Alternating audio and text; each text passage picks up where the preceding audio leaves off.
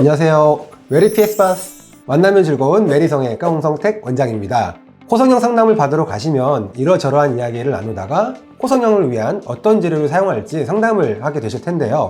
오늘은 여러가지 코성형에 사용되는 재료 중에서 누경골에 대해 알아볼까 합니다. 그럼 시작해볼까요?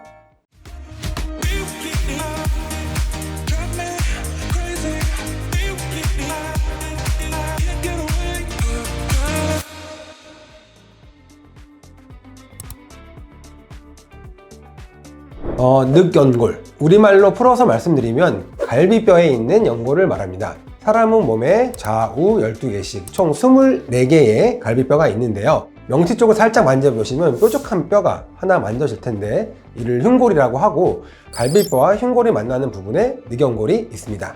일반적으로 5에서 10번까지의 늑연골을 채취하여 수술할 때 사용할 수 있는데, 가장 중요한 것은 환자분마다 차이가 있기 때문에 상황에 맞게 가장 적합한 연골을 채취하여 사용하게 됩니다. 늑연골은 성형외과 인용에서 오래전부터 사용되었던 연골이며 코성형에만 쓰이는 게 아니라 귀성형, 얼굴 재건 등 다양한 수술에서 사용되어 왔습니다. 다만 요즘 늑연골이 코성형 재료로서 많이 사용되고 있는 것은 아마도 높고 화려한 코를 원하면서 안전한 자가 조직을 재료로 원하는 현재 트렌드와 연관이 있는 것 같습니다. 요새 무보형물 코성형이다 해서 인공적인 보형물을 넣지 않고 수술을 받기 원하는 분들의 문의가 눈에 띄게 늘어났어요.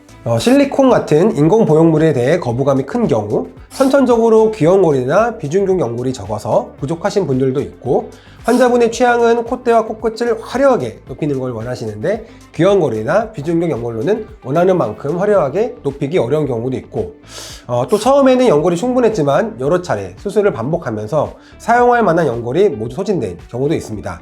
이처럼 다른 재료를 사용하기 힘들 때 늑연골을 이용해서 수술을 진행하고 있습니다. 아무래도 비중격 연골은 강도도 적고 코끝에 지지대로 사용하기에는 좋지만, 아무래도 이렇게 가로 세로 2cm 이상 채취하기가 쉽지가 않고 양이 부족한 경우가 많습니다. 귀연골의 경우는 좌우에서 충분히 채취가 가능하지만 비중격 연골이나 늑연골에 비해 강도가 떨어져서 강한 지지대용으로 사용하기에는 조금 어렵다는 단점이 있습니다. 하지만 늑연골은 3cm 이상으로 많은 양을 채취할 수 있고 강도가 단단해서 코의 프레임을 만드는 데 아주 제격이죠. 심지어 실리콘처럼 잘 깎아서 콧대를 높이는 용도로도 사용할 수 있습니다. 우선 내 몸에서 재료를 얻기 때문에 이물 반응이 적고 다른 연골 재료들에 비해서 단단하고 원하는 만큼 코끝과 콧대를 높일 수 있다는 것이 장점입니다. 따라서 원하는 코를 디자인하기에 늑연골만한 재료가 없다고 보셔도 무방합니다. 아무래도 늑연골 채취를 위해서 수술 부위가 늘어나는 것이 부담이자 단점일 수 있겠습니다. 채취 과정이 어렵진 않지만 전체적인 수술 시간이 길어지게 되고 채취 부위 흉터가 남을 수 있다는 점이 단점입니다. 그리고 채취 부위가 흉곽에 있는 늑연골이다 보니 1-2주 정도 숨 쉴 때 통증이 좀 생길 수가 있습니다.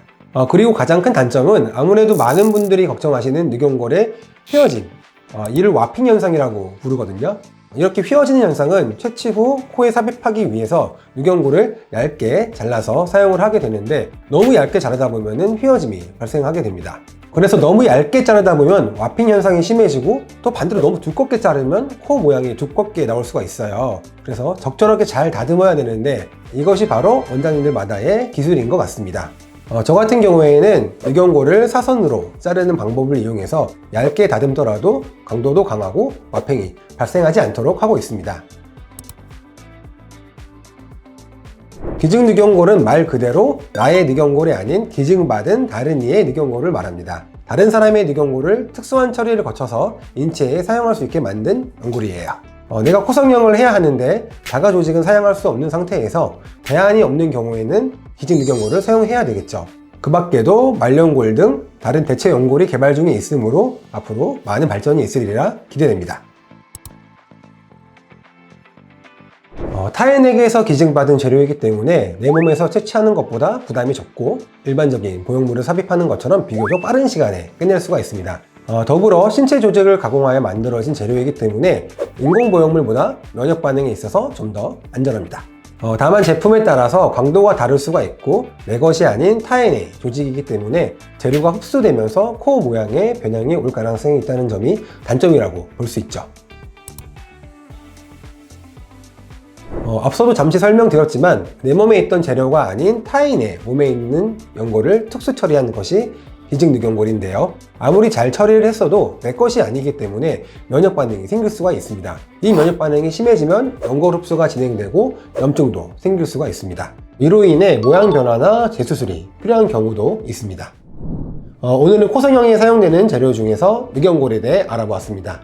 제가 저희 병원을 방문하여 상담을 진행하시는 모든 분들께 말씀드리는 거지만 성형수술이라는 것은 개개인의 다른 취향과 다른 체질과 몸의 상태를 면밀하게 파악하고 그에 따라서 최적의 재료와 수술 방법을 조합해서 진행되는 것이니만큼 나는 꼭 이걸로 할 거야.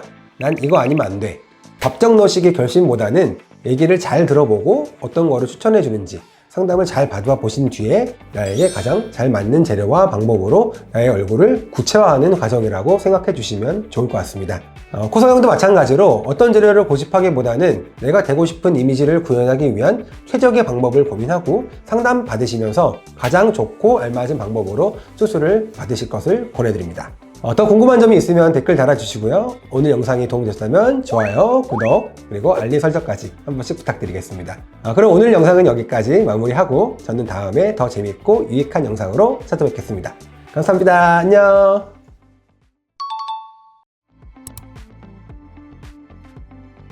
아무래도 당연히 이제 결론은 수술 난이도와 수술 시간에 비례해서 비용은 올라갈 수밖에 없는 게 성형외과 시스템인 것 같습니다. 늑연골은 심지어 전신 마취를 해야 되는 경우도 많아서 이제 마취비까지 사실 더 올라가겠죠. 수술 시간도 길어지고 수술 난이도도 올라가고 마취까지 더 시간이 더 걸리니까 비용은 좀 더 비쌀 수밖에 없는 것 같습니다. 비용 차이는 경우마다 다르겠지만요.